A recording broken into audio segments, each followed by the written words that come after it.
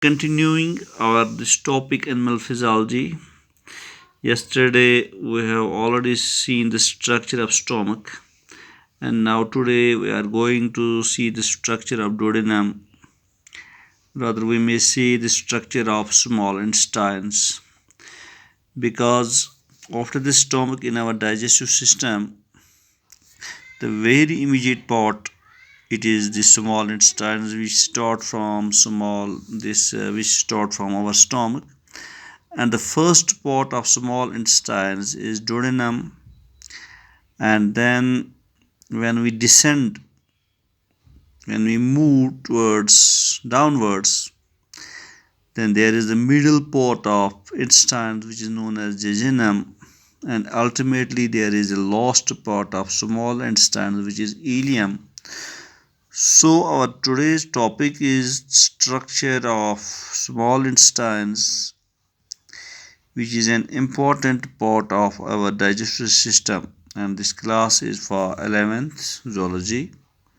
So dear students, when we are proceeding ahead from the structure of stomach, from the stomach, now our connection moves of this connection of digestive system, it moves from stomach towards duodenum, and actually of which shape our duodenum is, I want to show you here. Suppose this is the rough diagram of our digestive system, and this is the esophagus, and take it as the mouth. Suppose this is mouth,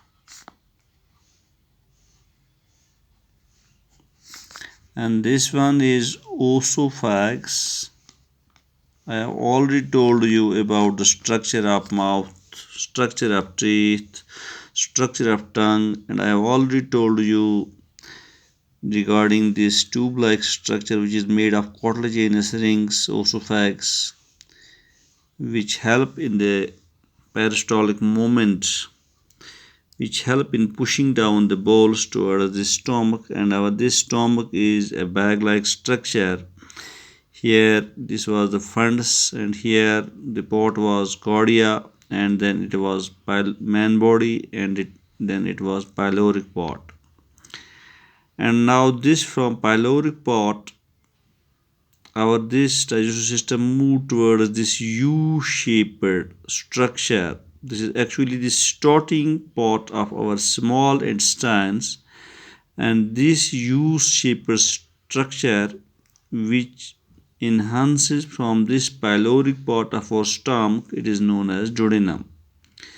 So students, this duodenum, it is also known as the starting part of our small intestines, and to this duodenum there lies at one side liver, and to the adjacent of liver there is pancreas, and there comes a common duct both from liver as well as from pancreas, and then make a common passage which opens out into this duodenum, and that duct or ampulla is known as hepatopancreatic ampulla, because that duct also opens from liver into this common passage which opens into this duodenum, and the next duct comes from pancreas, and it again opens in this duodenum. Hence this common passage of this liver and pancreas which opens into this U-shaped starting part of the small intestine which is known as duodenum, and that duct is known as hepatopancreatic duct or hepatopancreatic ampulla. So I am telling you the structure of duodenum, and this ampulla, regarding which I am telling you that it is the common passage which is getting bile duct from liver and pancreatic juice rather pancreatic duct from pancreas. So by this duct, pancreatic juice comes from pancreas and bile comes from this liver.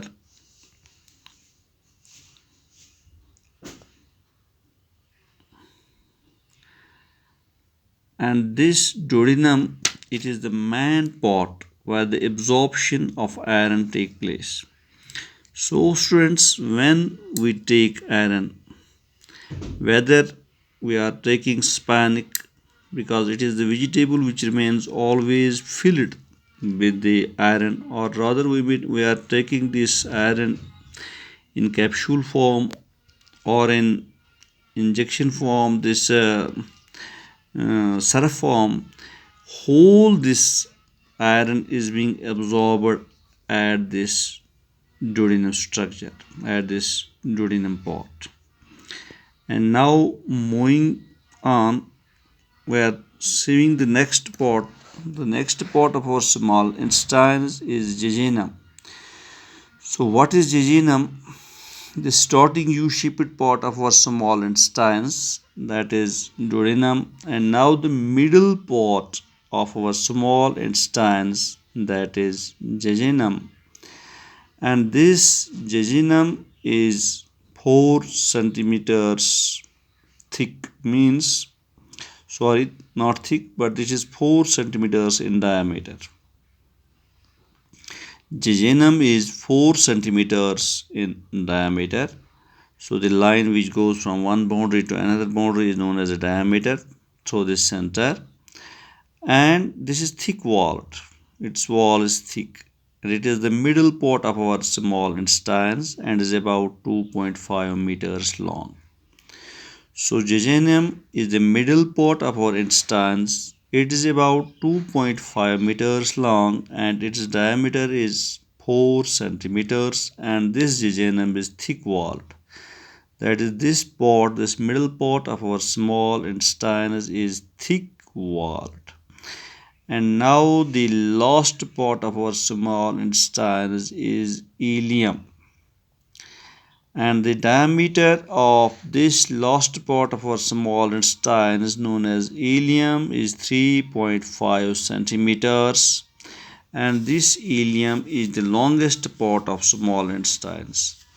So if you are being asked by a question that which is the longest part of our small intestines, you may say it is ileum. And if there will come a question for you that which part of the small intestines is broader, rather have a bigger diameter, and that is jejunum, and smallest is duodenum. And this ileum is 3.5 meters long. In addition to this, I may tell you that our small intestines have numerous finger-like projections towards its inner side, and those finger-like projections are known as villi. And these villi, they increase the surface area of our intestines.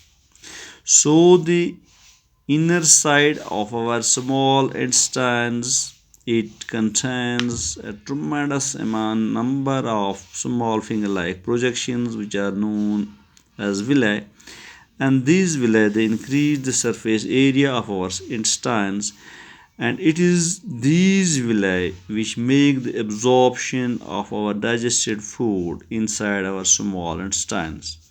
So you must remember this thing, that our digested food is being absorbed by these villi in our small intestines into our bloodstream by the process of diffusion. And normally the length of our small intestines, it is 6.25 meters, and rather you may find in some books that it is 7 meters in a person. And you must remember it that the length of small intestines always depends upon the height of the person and not upon the weight of the person. So more the height, more will be length of the small intestines, and it doesn't have any relation with the weight of the person. So this was today's topic regarding the small intestines of our digestive system of animal physiology chapter for class 11th.